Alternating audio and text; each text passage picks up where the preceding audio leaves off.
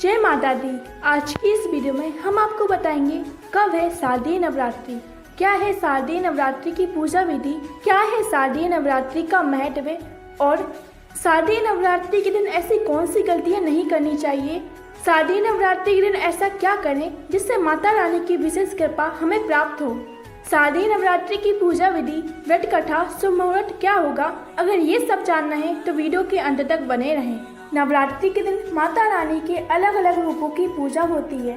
यह समय माता रानी की भक्ति और श्रद्धा का होता है और माता रानी भक्तों की भक्ति से प्रसन्न होकर उनके घर साक्षात पधारती हैं। माता रानी उनके जीवन को सुख समृद्धि से भर देती हैं, उनके कष्टों का निवारण करती है। इस वर्ष शारदीय नवरात्रि बेहद ही शुभ है। शारदीय नवरात्रि अश्विन माह के शुक्ल पक्ष की प्रतिपदा तिथि से शुरू होती है और इस वर्ष शारदीय नवरात्रि का आरंभ 2 अक्टूबर 2024 को देर रात 12:18 से शुरू होगा और ये 4 अक्टूबर 2:58 तक रहेगा। इसी कारण से शारदीय नवरात्रि इस वर्ष शारदीय नवरात्रि का प्रारंभ 3 अक्टूबर गुरुवार से होगा और 11 अक्टूबर को नवमी मनाने के साथ ये नवरात्रि का त्योहार समाप्त होगा और 12 अक्टूबर को दशमी मनाई जाएगी।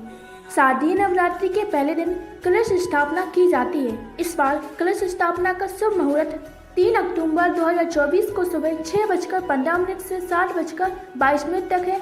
इसके बाद अभिजीत मुहूर्त का आरंभ सुबह 11:46 से 12:33 तक रहेगा। इस समय आप कलश स्थापना भी कर सकते हैं। चलिए अब जानते हैं माता रानी किस पर सवार होकर आएंगी। इस बार माता रानी पालकी पर सवार होकर आने वाली हैं। देवी पुराण में इस बात का उल्लेख है। माता रानी की पालकी की सवारी को बेहद ही शुभ माना गया है। जब नवरात्रि के दिन गुरुवार या शुक्रवार से शुरू होते हैं तो माना जाता है कि माता रानी पालकी पर सवार होकर अपने भक्तों के घर पधारती हैं। चलिए अब जानते हैं नवरात्रि के दिनों में कौन से दिन में कौन से माता रानी के रूप की पूजा अर्चना की जाती है। इस दिन पहली नवरात्रि का व्रत 3 अक्टूबर 2024 को रखा जाएगा। इस दिन माता रानी के मां शैलपुत्री स्वरूप की पूजा अर्चना की जाती है। नवरात्रि का दूसरा व्रत 4 अक्टूबर 2024 को रखा जाएगा। इस दिन माता रानी के दूसरे स्वरूप मां ब्रह्मचारिणी की पूजा अर्चना की जाती है। नवरात्रि का तीसरा व्रत 5 अक्टूबर को रखा जाएगा। इस दिन माता रानी के तीसरे स्वरूप मां चंद्रघंटा की पूजा अर्चना की जाती है। नवरात्रि के चौथे दिन मां कुष्मांडा की पूजा अर्चना की जाती है। नवरात्रि के 5वें दिन मां स्कंद माता की पूजा अर्चना की जाती है और इस बार 7 अक्टूबर 2024 को मां स्कंद माता की व्रत रखा जाएगा। नवरात्रि के 6ठे दिन मां कात्यायनी की पूजा अर्चना की जाती है। 8 अक्टूबर 2024 को माता रानी के कात्यायनी स्वरूप की पूजा अर्चना की जाती है। नवरात्रि के 7वें दिन मां कालरात्रि की पूजा अर्चना की जाती है और इस बार मां कालरात्रि की पूजा अर्चना 9 अक्टूबर 2024 को की जाएगी। 10 अक्टूबर 2024 को नवरात्रि के 8वें दिन मां महागौरी की पूजा अर्चना की जाएगी और नवरात्रि की अष्टमी तिथि का आरंभ होने का समय है 10 अक्टूबर 2024 को 12:33 से 11 अक्टूबर शुक्रवार के दोपहर 12:60 तक। पवित्र नवरात्रि का 9वां दिन 11 अक्टूबर 2024 को है और इसी दिन रामनवमी भी है और इसी दिन माता रानी के 9वें स्वरूप सिद्धिदात्री स्वरूप की पूजा अर्चना की जाएगी और शारदीय नवरात्रि की 9वीं तिथि का आरंभ 11 अक्टूबर 2024 को 12:08 से होगा और 9वीं तिथि का समापन 12 अक्टूबर शनिवार को सुबह 10:58 तक होगा। चलिए अब जानते हैं विजयदशमी की तिथि यानी दशहरा की तिथि। इस बार दसवीं तिथि का प्रारंभ 12 अक्टूबर 2024 को शनिवार के सुबह 10:59 से प्रारंभ होकर अगले दिन 13 अक्टूबर रविवार को सुबह 9 बजे तक समाप्त होगी। शारदीय नवरात्रि के दौरान मां दुर्गा माता के कलश विसर्जन व दुर्गा विसर्जन का शुभ मुहूर्त होगा 12 अक्टूबर 2024 को शनिवार सुबह 10:59 से शाम के 5 बजे तक। आइए अब जानते हैं आपको नवरात्रि के दिन माता रानी की पूजा अर्चना कैसे करनी है और माता रानी की पूजा अर्चना के लिए कौन सी सामग्री आपके पास अवश्य होनी चाहिए। माता रानी की लाल चुनरी, दीपक, धूप, दीप, नैवेद्य, 16 श्रृंगार का सामान, घी, कुमकुम, देवी की प्रतिमा या चित्रपट, पान, सुपारी, लौंग, इलायची, मिश्री और माता रानी को भोग अर्पित करने के लिए फल व मिठाई और कलावल की आवश्यकता होगी, अतः आप इन्हें अपने पास अवश्य रखें। नवरात्रि के दिन आप सभी भक्तों को ब्रह्म मुहूर्त में उठकर जल्दी से स्नान कर लें। इसके बाद घर के मंदिर की साफ सफाई कर लें और इसके बाद वहां गंगा जल छिड़क दें, जिससे उसकी शुद्धि हो जाए। घर के मंदिर में देसी घी का दीपक प्रज्वलित करें। फिर माता रानी के स्वरूप की अर्थात प्रतिमा का गंगा जल से अभिषेक करें। अगर आपके पास चित्र है तो उस पर गंगा जल छिड़क दें। माता रानी को अक्षत, फूल, लाल पुष्प अर्पित करें। फिर माता रानी को प्रसाद में फल और मिठाइयाँ चढ़ाएं। इसके बाद माता रानी के नामों का जाप करें। फिर माता रानी की दुर्गा चालीसा का पाठ करें। फिर माता रानी की पूजा अर्चना करने के बाद आरती करें। इसके साथ ही वो नवरात्रि का दिन जिन भी माता रानी के स्वरूप को समर्पित है, आप सभी भक्तों को माता रानी के उन स्वरूप की कथा अवश्य सुननी चाहिए। कथा को सुने बिना नवरात्रि का व्रत अधूरा माना जाता है और व्रत का पूरा फल भी नहीं मिलता है। आपकी सुविधा के लिए हमारे चैनल पर नवरात्रि के 9 दिनों में माता रानी के अलग अलग स्वरूप की कथा डाल दी जाएगी। अगर आप चाहें तो हमारे चैनल पर आकर नवरात्रि के दिन माता रानी के स्वरूप की कथा सुन सकते हैं। कथा को सुनने के बाद आप माता रानी को भोग लगाएं। इस बात का ध्यान रखें कि माता रानी को सात्विक भोजन का ही भोग लगाएं। अगर आपसे हो सके तो आप मिठाइयाँ भी घर पर बनाएं।